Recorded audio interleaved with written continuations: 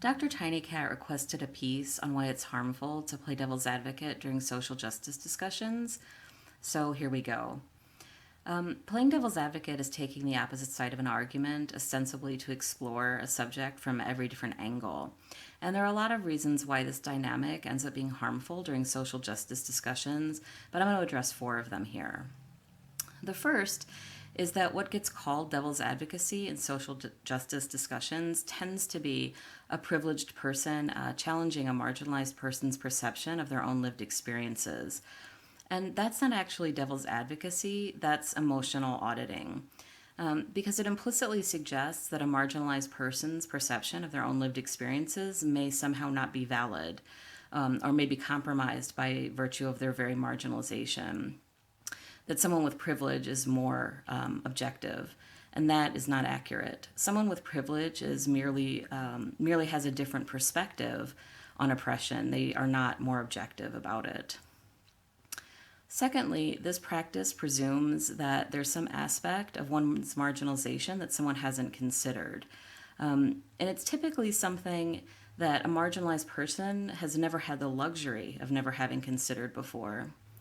It may be a new idea to a privileged person, but imagining that you have some great new insight into someone else's oppression or that you can imagine an argument that they've never countered before is deeply insulting.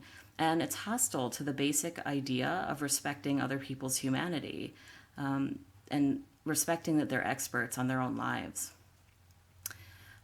Third, devil's advocacy seeks to turn the intimate aspects of one's life into an abstract discussion.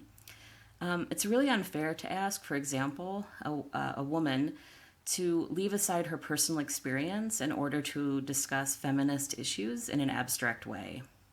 You're discussing the stuff of her life, and you need to keep that in mind. Asking her to not make it personal in order to indulge your exploration of circumstances of her life from which you are totally detached is profoundly unkind. It's to ask her to wrench her womanhood from her personhood, and these are not separate pieces of a female human being. Womanhood and personhood are the same thing to a woman. This goes for everyone from any marginalized population. And finally, devil's advocacy in social justice discussions is frequently defended on the basis that the person doing it just wants to find out or get a better understanding of the marginalized person's life, of the thing that they're challenging. But here's the thing. If you want to better understand someone's life, what you need to do is ask. You don't need to force them to engage in some horrible game of emotional policing. If you want to know something about my life, you need to ask me, and then you may need to make it safe for me to answer, to make sure that I know that I'm not going to be audited. If you really want to understand someone, you don't need to play devil's advocate, you just need to listen.